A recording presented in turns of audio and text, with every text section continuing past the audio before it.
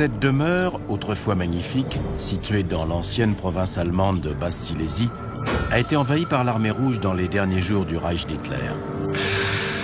Elle est aujourd'hui en territoire polonais. Après la guerre, les soviétiques ont découvert que ces murs décrépits abritaient d'étranges dossiers nazis top secrets. Cette bâtisse avait été utilisée par les SS, les redoutables services secrets d'Heinrich Himmler, l'organisation qui a dirigé les camps de la mort dans toute l'Europe. Les dossiers SS regorgeaient de détails sur les exécutions et la torture. Mais ces archives n'étaient pas celles des atrocités nazies.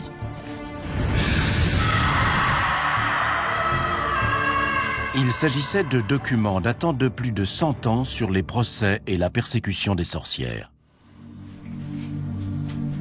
L'homme de main d'Hitler, Heinrich Himmler, avait secrètement constitué la documentation la plus complète du monde sur les procès en sorcellerie.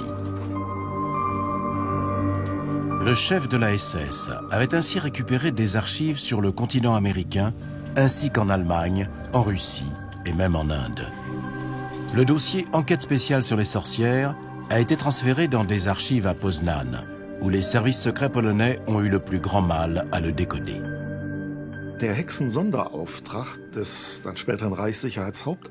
Bizarrement, cette enquête sur les sorcières de l'Office central de la sécurité du Reich était menée dans le plus grand secret.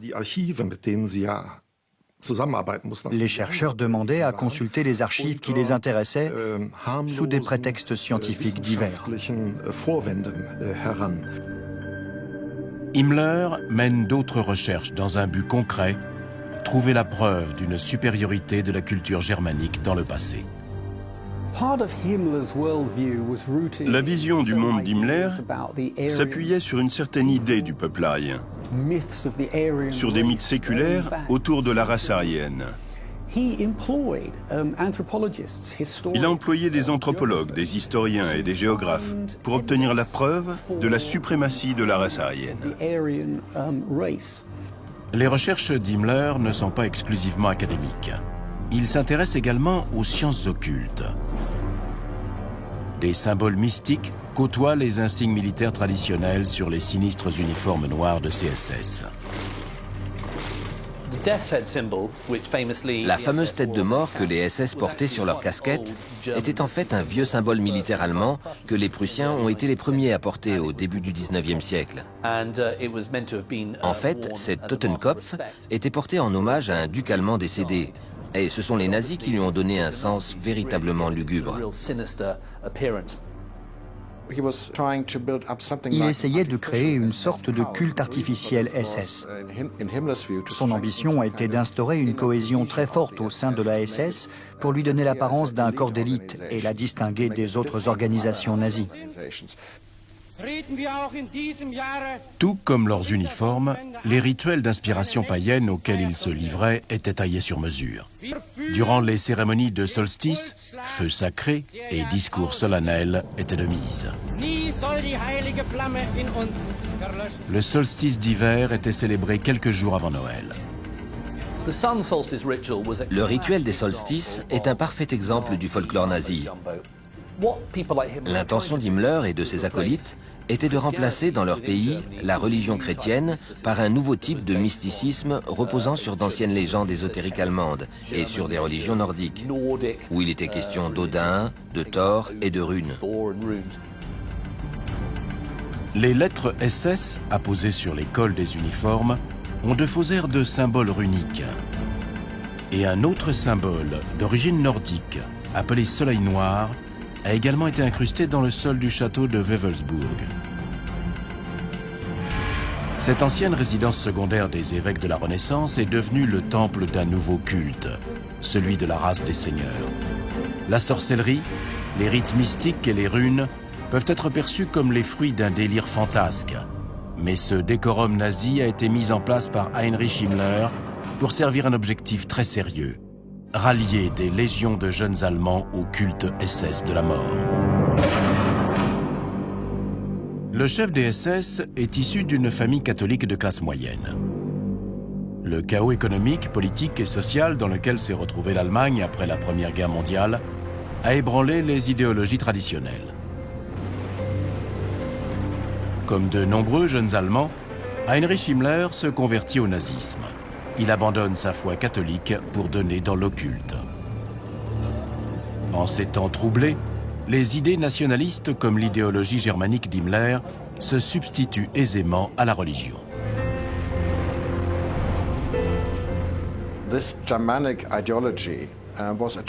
Cette idéologie germanique était séduisante aux yeux de nombreux Allemands, surtout des jeunes, car après la guerre, la chute de l'Empire allemand avait fait naître le besoin de retrouver une nouvelle identité nationale. Beaucoup essayaient de renouer avec les racines du germanisme et pensaient les retrouver dans une sorte de passé mystique. Himmler veut des preuves de ce passé mystique. Un site naturel de légende, celui des Externsteine, près de Paderborn, est alors placé sous la protection des SS. C'est une formation géologique impressionnante qui, pendant des siècles, a été vénérée comme un haut lieu mystique, parfois même par les chrétiens. Et Himmler l'a considéré comme un outil de plus qu'il s'est approprié pour alimenter le mysticisme effréné de sa religion nazie. Le chef des SS organise des fouilles archéologiques dans l'espoir d'y trouver des reliques de la culture germanique ou n'importe quel vestige capable d'étayer sa théorie d'une identité germanique forte tombée dans l'oubli. De telles découvertes peuvent servir deux de ses projets. Apporter une preuve concrète sur laquelle asseoir son nouveau culte germanique et lui fournir un prétexte pour lancer sa machine infernale sur ce qu'il considère comme un autre ennemi du national-socialisme, l'Église chrétienne.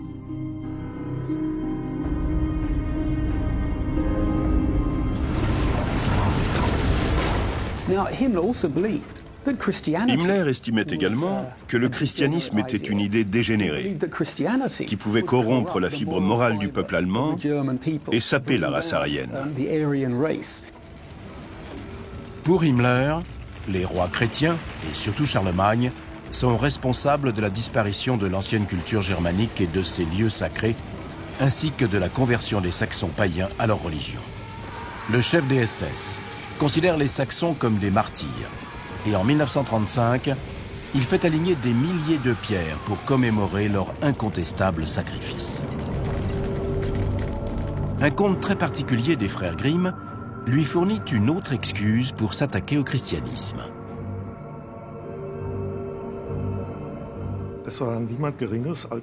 Les frères Grimm, les pionniers de la linguistique allemande, avaient élaboré une théorie intéressante selon laquelle les anciennes tribus germaniques comptaient parmi leurs membres des femmes sages, des prêtresses, qui étaient là pour apporter un contrepoids positif aux hommes, c'est-à-dire aux guerriers des tribus.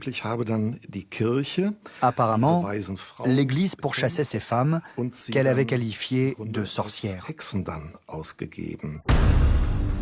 Voilà qui pourrait expliquer les recherches confidentielles du Reichsführer sur les sorcières.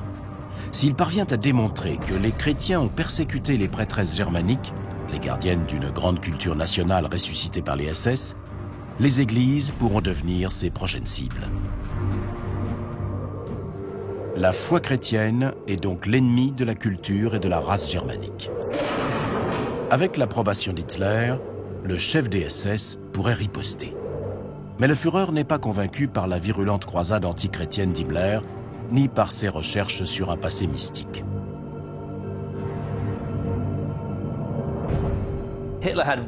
Hitler avait peu de temps à perdre avec les obsessions absurdes d'Himmler.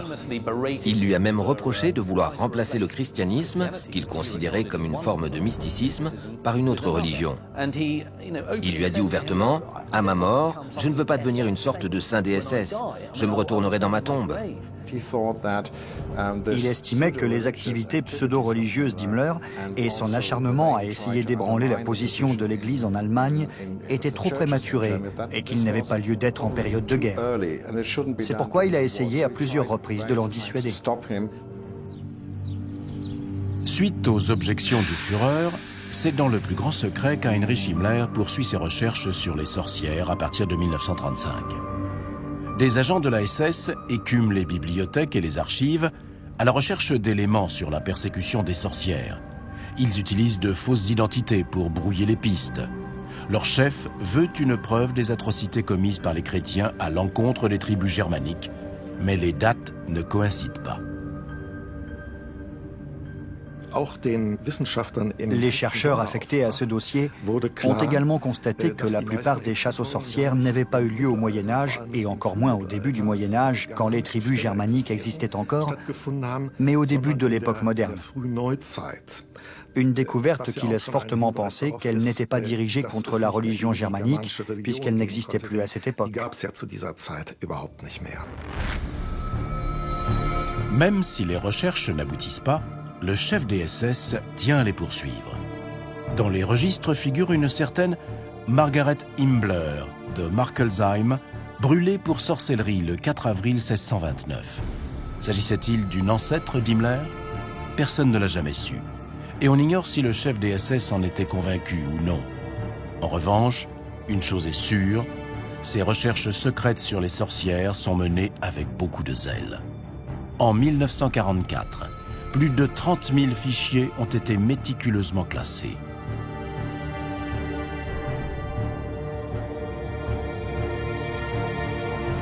Pour ceux qui ont étudié l'homme et ses motivations, Himmler était bien plus qu'un simple partisan d'une idéologie germanique mystique. Heinrich Himmler n'était pas un homme ordinaire. En fait, il était extrêmement intelligent, appliqué et travailleur. Il savait organiser les institutions et les hommes. Et il était très doué pour gérer et évidemment manipuler ses subalternes. Bien sûr, il était animé par des ambitions personnelles et cette idéologie germanique a joué un grand rôle. Mais je crois que c'était avant tout un politicien. C'est cette combinaison explosive et extrêmement efficace qui l'a propulsé au sommet. En 1929, Himmler n'est encore qu'un humble rouage du parti nazi. La Schutzstaffel, la SS, n'est alors qu'un petit groupe d'1 millier d'hommes. Elle assure la protection rapprochée d'Hitler et d'autres membres importants du parti. Mais le jeune homme, alors âgé de 29 ans, nourrit d'ambitieux projets. Ses troupes vont acquérir un statut particulier. Elles deviendront la garde d'élite du parti nazi. Mon honneur et ma fidélité, peut-on lire sur la lame de leur poignard.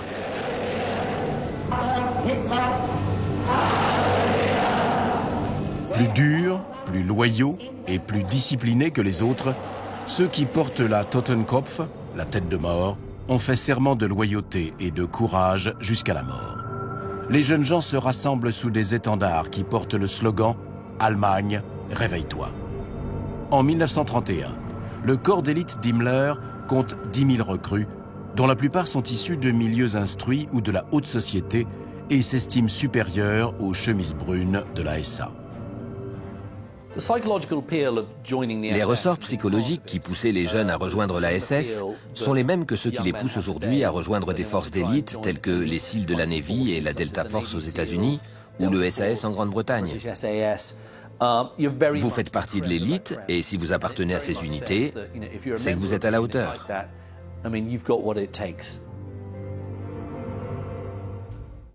Après l'accession au pouvoir d'Hitler en 1933, Himmler est nommé chef de la police de Munich et ses SS deviennent une sorte de force de police auxiliaire.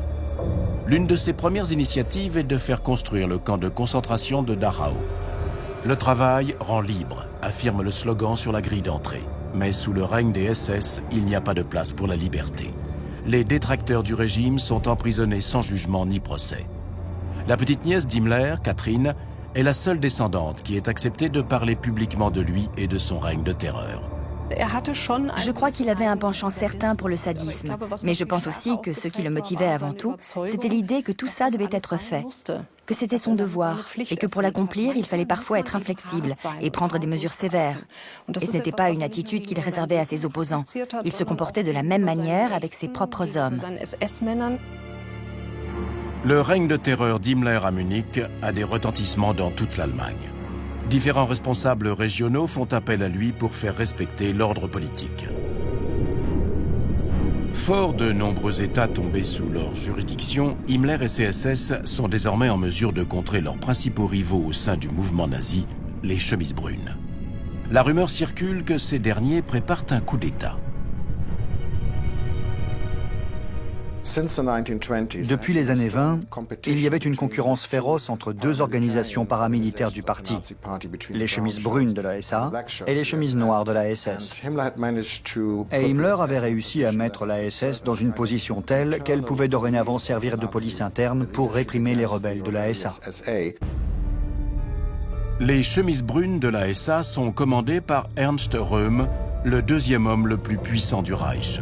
Même la SS d'Himmler est sous ses ordres.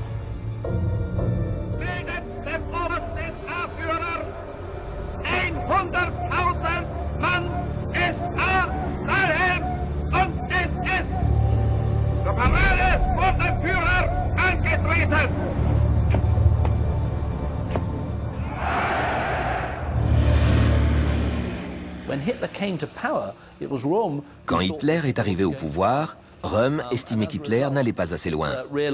Hitler a alors réalisé que la SA, très puissante à l'époque, représentait non seulement une menace pour ses propres prérogatives de dirigeant, mais que l'armée aussi se plaignait du pouvoir des chemises brunes.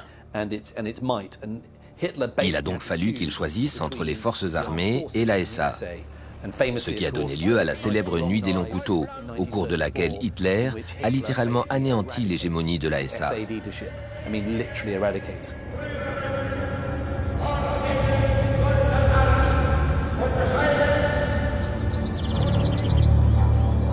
Les SS d'Himmler sont déployés avec une efficacité redoutable pour éradiquer leurs rivaux. Quant à leur chef, Ernst Röhm, Hitler s'occupe de lui personnellement.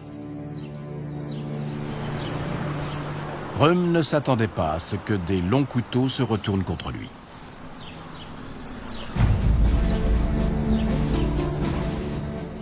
Il est en vacances dans une chambre d'hôte au bord d'un lac de Bavière quand le Führer et d'anciens compagnons d'armes font irruption, accompagnés d'un groupe de SS.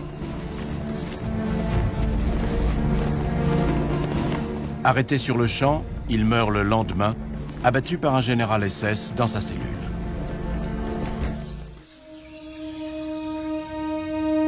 Le chef des SS, Heinrich Himmler, a éliminé une menace qui pesait sur le commandement suprême d'Hitler. Par la même occasion, il s'est débarrassé de son plus puissant rival au sein du régime nazi.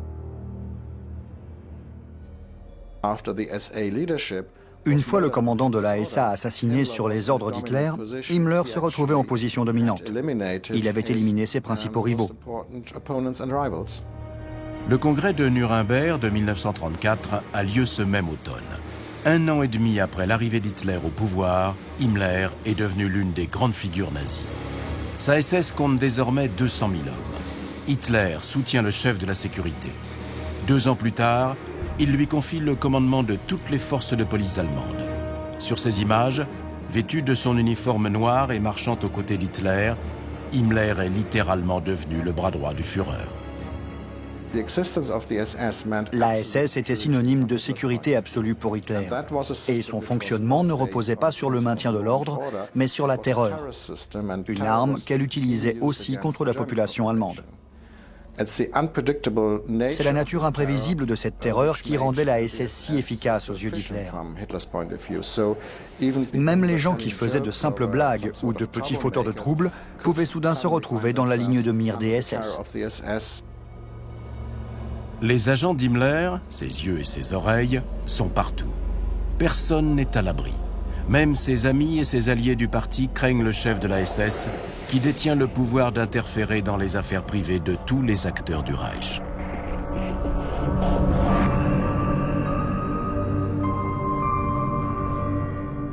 Mais Himmler a veillé à protéger sa propre vie privée. Peu de gens sont au courant de sa relation secrète et des lettres qu'il reçoit et qui se terminent par « Ne m'oublie pas ». Elles sont signées avec l'une de ces runes germaniques que le chef de la SS affectionne tant, l'un des symboles gravés sur sa fameuse bague à tête de mort.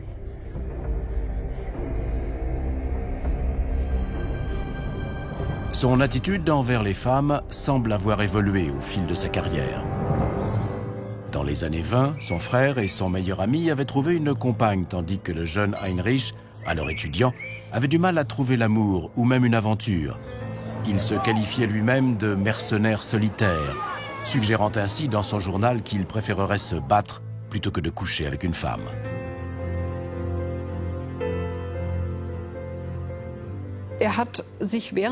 Même pendant ses études, il s'était lui-même imposé une abstinence totale jusqu'au mariage. Tout indique qu'avant de rencontrer son épouse, il n'avait eu aucune relation sexuelle avec une femme. Il est fort possible que cette décision ait été due à un profond manque d'assurance dans ses relations avec les femmes. Il ne savait pas comment s'y prendre, ni comment se comporter en leur présence.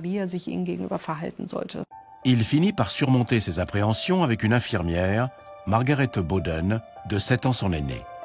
Ils se marient en 1928 et ont une fille, Gudrun. L'homme qui s'apprête à orchestrer un massacre d'une ampleur phénoménale était un père de famille attentionné surnommé Heini. Heini a toujours été un oncle gentil qui s'intéressait aux enfants, à ce qu'ils faisaient et qui leur offrait des cadeaux. Bref, un oncle adorable. Et il semblerait qu'il se soit comporté de la même manière avec sa fille. Apparemment, elle aimait aussi beaucoup son père et avait toujours hâte de le voir. Dans le journal de Marga, on peut voir avec quelle impatience elle attendait de voir ce père qui lui manquait tant. Le travail n'était pas la seule chose qui retient Heinrich Himmler loin de son foyer. Au début de l'année 1937, une jeune fille d'une vingtaine d'années a été embauchée pour devenir sa secrétaire. Hedwig Pothast remplit bien vite une toute autre fonction. Physiquement, elle avait l'avantage de la jeunesse. À ce qu'on dit, elle était très belle. Elle avait 12 ans de moins qu'Heinrich Himmler, soit 19 ans de moins que Marga Himmler. Et elles avaient toutes les deux des personnalités très différentes. Le divorce étant inenvisageable pour Himmler, il adopte une solution très opportune, faire des relations extra-conjugales un devoir des SS. Himmler a annoncé à ses hommes que le plus important était de faire des enfants pendant la guerre, que ce soit dans le mariage ou non. C'est donc à ce moment-là qu'a émergé l'idée d'un éventuel second mariage. Une idée selon laquelle il était légitime que les SS abandonnent leurs femmes s'ils trouvaient des partenaires plus séduisantes et plus fertiles. Donc, au moment où il défendait ses idées, il avait lui-même une maîtresse. Himmler souhaite voir naître une race d'élite au sein de la SS. Au passage, cela lui permet de justifier sa relation extra-conjugale. Quand l'Allemagne envahit la Pologne en 1939, des unités SS sont également envoyées au front. Himmler craint que ses troupes d'élite les plus vaillantes ne tombent avant d'avoir eu l'occasion d'engendrer la future race des seigneurs. En octobre 1939, il émet un ordre de procréation. Concevoir des enfants dans le mariage ou hors mariage devient aussi important que d'éliminer l'ennemi.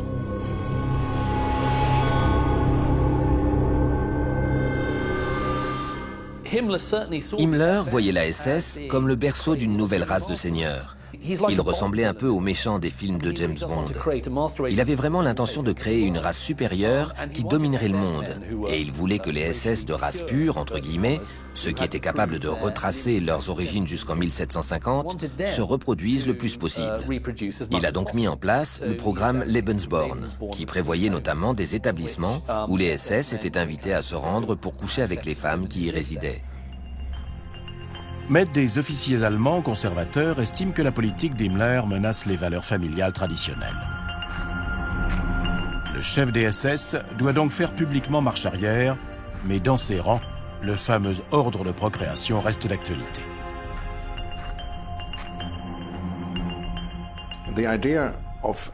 L'idée d'un second mariage n'a jamais été abandonnée par les SS, mais ils l'ont gardée pour eux.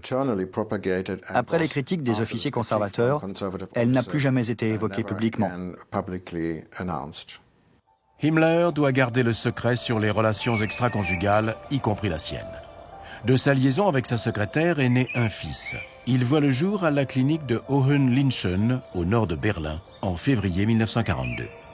De cet établissement, autrefois réservé aux plus éminents nazis, il ne reste plus aujourd'hui que des couloirs décrépits et silencieux.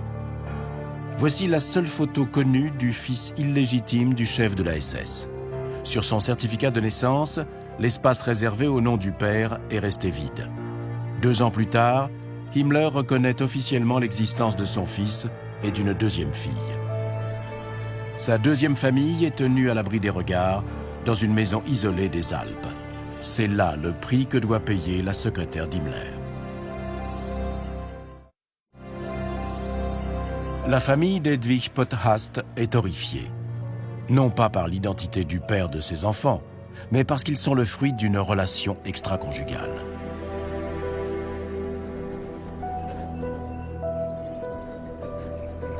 La jeune mère a dû abandonner son poste de secrétaire et ne voit son amant que de temps en temps.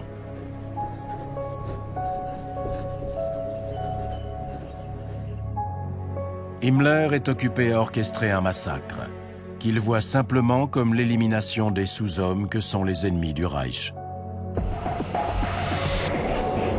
Il est décidé à établir un nouvel ordre mondial sous le drapeau noir de la SS. Le château Renaissance de Wewelsburg en sera le centre névralgique. Himmler voulait faire du château de Wewelsburg, qu'il avait loué pour 100 ans, un centre opérationnel pour son culte SS. Il l'avait paré de toutes sortes de runes nazies. Il y avait un soleil noir au sol. Il avait aussi installé une table semblable à celle de la légende arthurienne, entourée de 12 chaises.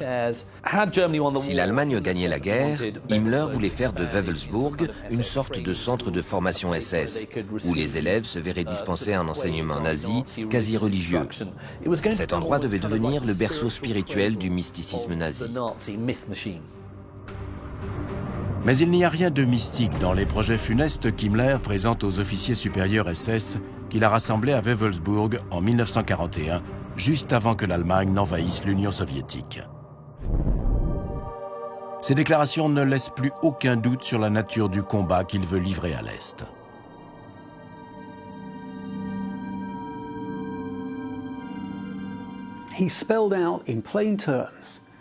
Il a ouvertement parlé d'une vaste opération d'extermination massive, prétextant des raisons de sécurité et la nécessité d'exécuter les ennemis du Reich.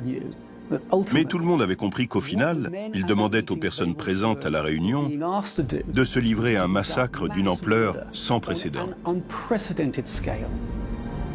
Himmler a l'intention de constituer le grand Reich allemand qu'Hitler a imaginé. Cet empire doit s'étendre de la mer du Nord à l'ouest, à la mer Caspienne à l'est. Mais dans ce projet, il n'y a pas de place pour les Juifs, les bolcheviks, les tziganes et autres indésirables. La marche vers l'est commence le 22 juin 1941, date à laquelle l'armée régulière allemande, la Wehrmacht, envahit l'Union soviétique, suivie par les unités SS pour combattre et anéantir le bolchevisme et le judaïsme. Himmler s'était forgé une idéologie bien structurée. Il se voyait comme le soldat d'une guerre raciale menée pour défendre le Troisième Reich contre ses ennemis. Il se devait d'éliminer ses ennemis et le peuple juif figurait en tête de liste. L'armée allemande et les Waffen-SS combattent l'armée rouge au front.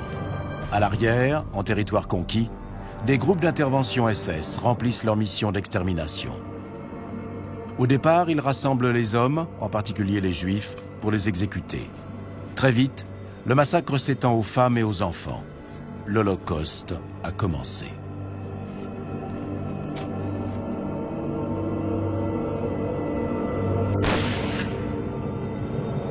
Aucun ordre écrit n'a jamais été retrouvé, mais l'historien Peter Longerich pense avoir compris comment le chef des SS orchestrait l'extermination. Aucun ordre écrit ne devait les incriminer, lui ou ses hommes.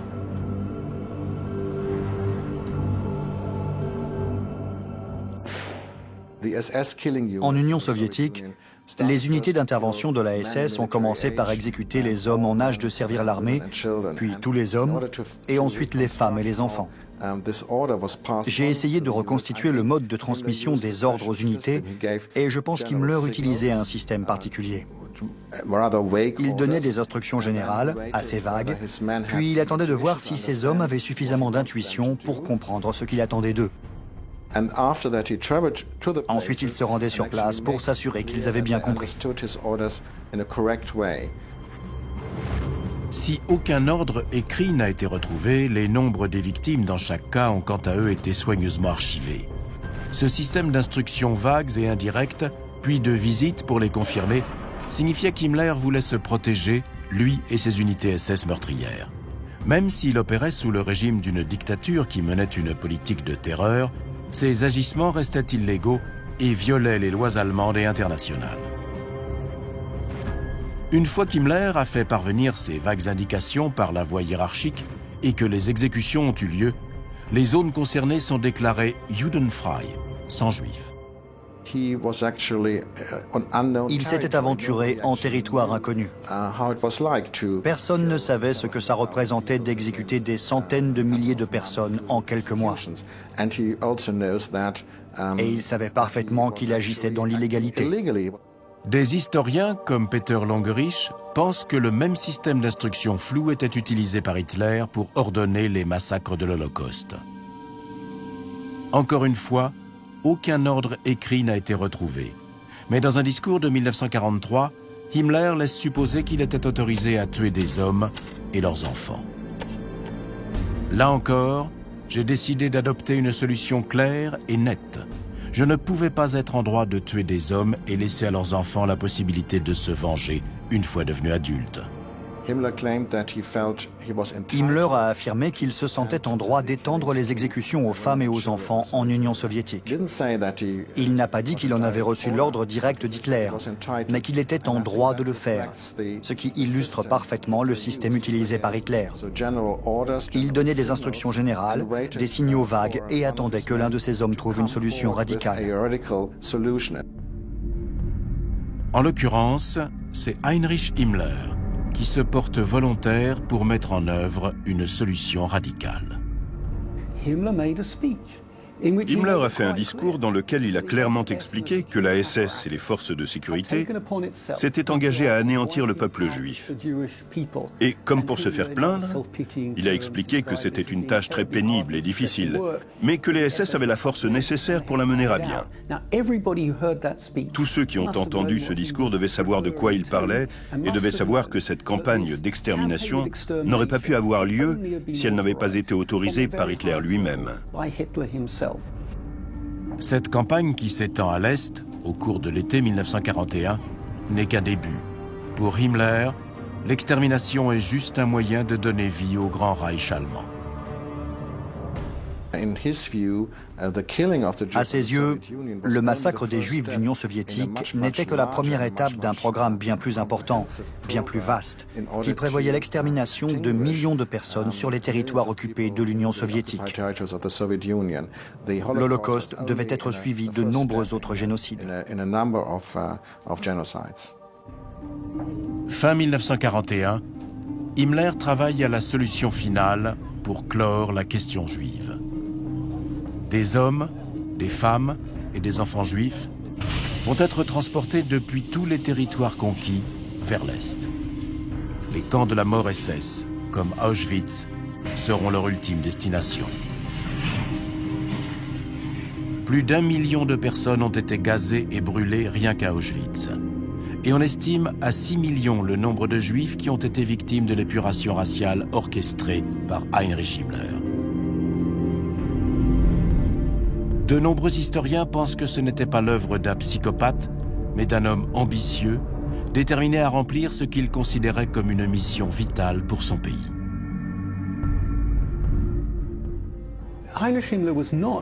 Heinrich Himmler n'était pas un psychopathe. Il se considérait comme un soldat qui menait une guerre raciale contre les Juifs et le bolchevisme et qui devait se battre impitoyablement jusqu'à la victoire. Il n'y avait rien de pathologique à ce comportement. Au contraire, il obéissait à une logique implacable et c'est bien ça qui le rend si effrayant. Mais le combat d'Himmler se solde par une défaite humiliante quand l'armée rouge rattrape ses hommes. Son cher Führer est obligé de se réfugier sous terre dans son bunker de Berlin. Lorsqu'il entend à la BBC un communiqué de l'agence Reuters, Hitler est furieux. Himmler hat nach einer Meldung Großbritannien und die Vereinigten Staaten, nicht aber der Sowjetunion bedingungslose Kapitulation angeboten. Hitler avait ordonné à ses troupes de se battre jusqu'au dernier homme et jusqu'à la dernière balle. Il voit dans l'offre de reddition d'Himmler l'ultime trahison de son serviteur le plus loyal.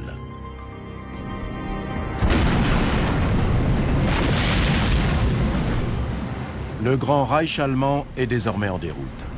Les troupes alliées arrivent de l'Ouest, après le débarquement de Normandie qui leur a permis de percer le mur de l'Atlantique en juin 1944.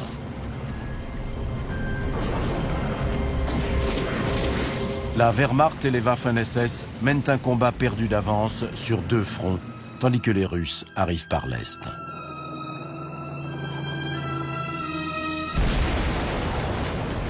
Un mois après le débarquement de Normandie, l'attentat à la bombe de von Stauffenberg ébranle le quartier général d'Hitler.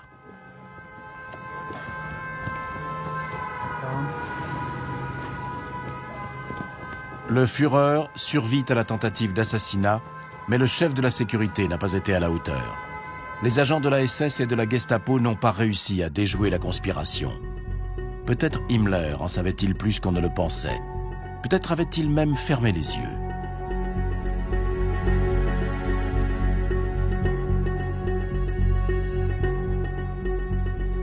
Le mois suivant, le Premier ministre britannique Winston Churchill reçoit un message d'Himmler. Son contenu reste un mystère, car Churchill l'a gardé pour lui et a détruit le message. S'agissait-il d'une offre confidentielle? En Allemagne, Himmler continue à jouer son rôle de patriote endurci. Suite à la débâcle des SS au front, il enrôle des civils, des hommes âgés et des enfants pour une ultime tentative de résistance. Unsere verfluchten Feinde werden es feststellen und einsehen müssen, dass ein Einbruch in Deutschland, selbst wenn irgendwo gelänge, für den Angreifer Opfer kostet, die für ihn dem nationalen Selbstmord gleichkommen. Hitler ordonne à Himmler de prendre la tête de ce qui restait de l'armée allemande pour tenir le front de l'Est, mais encore une fois, Himmler échoue. En mars 1945, l'armée rouge n'est qu'à 60 km de Berlin. Himmler est déchu de son commandement à l'Est. Il se retire dans le sanatorium qui a vu naître son fils illégitime. L'homme qui a trompé sa femme a également trompé son chef. Là, il reçoit la visite du vice-président de la Croix-Rouge suédoise, le comte Folke Bernadotte. Par son intermédiaire, il espère pouvoir contacter les Alliés dans le dos d'Hitler. En échange, le chef des SS offre au comte d'autoriser des détenus des camps de concentration à émigrer vers la Scandinavie. L'architecte de l'Holocauste pense qu'il peut succéder à Hitler et se battre aux côtés des Alliés dans une guerre contre l'Union soviétique. Himmler a toujours eu une attitude très pragmatique et très utilitariste. Et à la fin de la guerre, il a dû penser qu'il pourrait utiliser les prisonniers des camps de concentration pour entamer des négociations avec les Alliés. Il devait se dire qu'il trouverait un nouveau rôle à jouer après la défaite de l'Allemagne, qu'il occuperait une fonction comme celle de commissaire délégué à la sécurité en Europe, par exemple. Cet espoir semble absurde à nos yeux, mais il ne faut pas sous-estimer l'ambition qui animait Himmler et sa capacité à changer de rôle. Himmler ne révèle rien de ses négociations à Hitler. Le Führer avait ordonné un combat à mort, sans reddition. Un mois avant son suicide, Hitler décore en personne les derniers défenseurs du Reich encore en vie, des adolescents des jeunesses hitlériennes. Tandis que les dernières troupes de soldats jeunes et moins jeunes s'épuisent sous les tirs vengeurs de l'armée rouge, Heinrich Himmler s'enfuit vers l'ouest. Hitler résiste depuis son bunker jusqu'au 22 avril 1945, date à laquelle il annonce que la guerre est perdue et qu'il n'a plus d'ordre à donner. Le chef des SS prend cette déclaration comme un signal et offre ouvertement la capitulation aux Alliés. S'agissait-il d'une trahison? Avait-il brisé le serment gravé sur les poignards SS?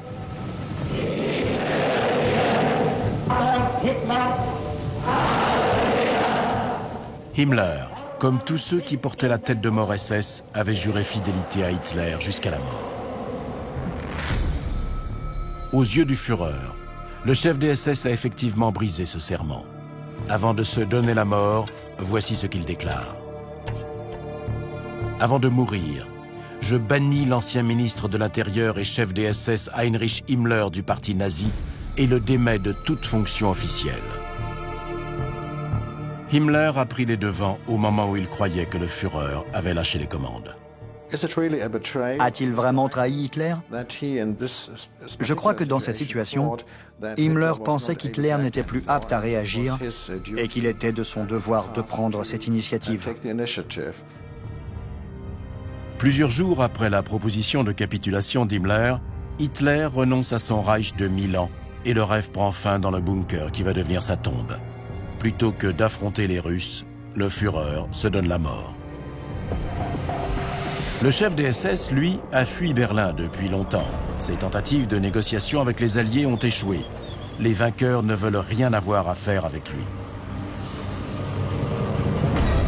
La libération des camps de concentration comme Buchenwald révèle toute l'horreur des crimes contre l'humanité qu'il a perpétrés. Une grande partie des hommes qui ont exécuté ces ordres meurtriers sont arrêtés. Mais comme de nombreuses hautes autorités nazies, le chef des SS s'est lui-même mis à l'abri. Privé de son uniforme noir et de ses redoutables troupes, Heinrich Himmler est désormais recherché. Après un signalement à un poste de police de la ville portuaire de Lübeck, les autorités perdent sa trace.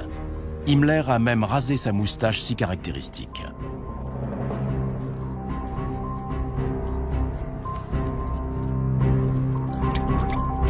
Sa femme Marga et sa fille Gudrun sont retrouvées en Italie.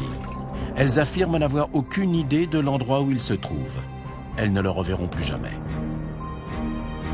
Gudrun Himmler a suivi les traces de son père et est restée fidèle à la cause nazie. Après la guerre, elle s'est efforcée de protéger les vétérans SS et les criminels de guerre au sein d'une obscure organisation appelée Aide silencieuse.